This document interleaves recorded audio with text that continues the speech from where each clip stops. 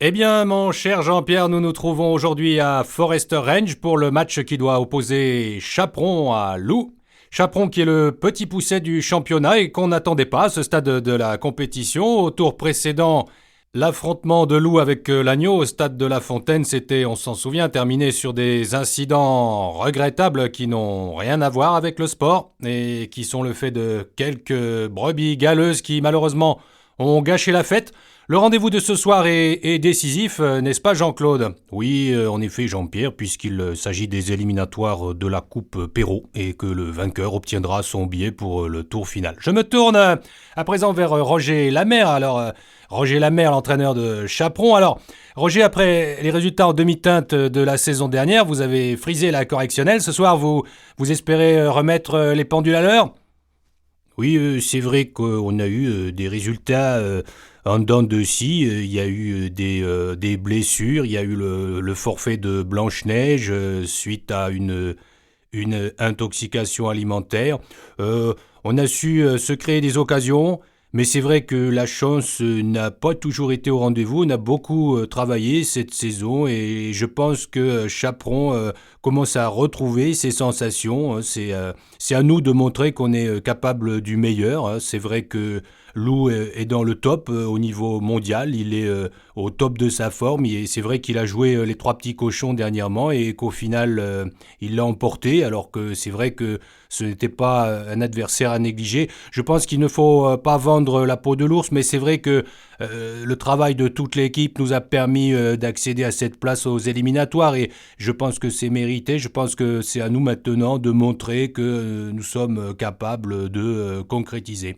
C'est tout le mal qu'on vous souhaite, Roger. Les concurrents sont maintenant sur la ligne de départ. C'est un grand moment de sport, n'est-ce pas Jean-Claude? Tout à fait, Jean-Pierre, puisque c'est un match qui oppose deux champions absolument magnifiques. Et je pense que... excusez-moi Jean-Claude, je dois vous interrompre car le match vient de commencer.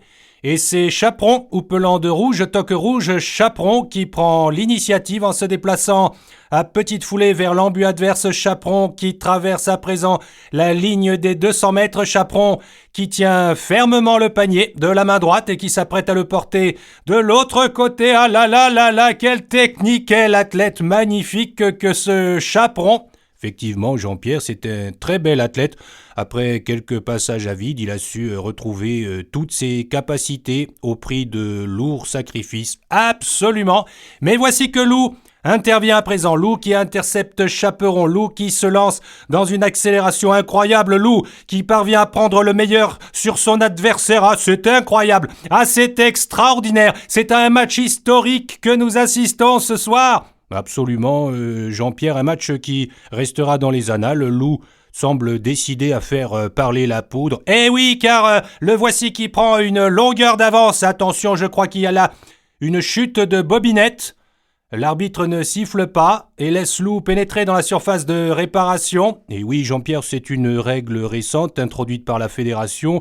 En cas d'avantage, elle permet, en tirant la chevillette, de faire chuter la bobinette sans qu'il y ait faute. Lou est un opportuniste et il a su profiter de l'occasion. Eh oui, on ne lui en compte pas à ce Lou, mais c'est un sportif qui a la vista. Tout à fait. Et les dents longues. Absolument. Est-ce que son bras va trembler au moment de marquer? Mais le voici qui est rejoint à présent par Chaperon qui n'a pas dit son dernier mot, qui va tenter un panier d'anthologie. Chaperon qui prend à présent la mesure de son adversaire. Chaperon qui n'est plus qu'à un pied de lui. Chaperon qui est à deux doigts d'égaliser. Ah là là, je ne voudrais pas vendre la peau de l'ours, mais il y a peut-être un record à la clé. Eh oui, ce serait l'occasion de pousser un grand cocorico. Oh mais que se passe-t-il? Faute, il y a faute. L'arbitre ne semble pas s'en être aperçu, il ne siffle pas coup franc. Pourtant, la faute a l'air incontestable. Chaperon est à terre, il semble inconscient. C'est incroyable que l'arbitre n'ait pas vu la faute. Eh oui, ce n'est pas toujours facile dans le feu de l'action. Il faut redire que l'erreur est humaine, hein. Absolument. La vidéo permettra peut-être de décider si l'arbitre aurait dû en effet siffler la faute.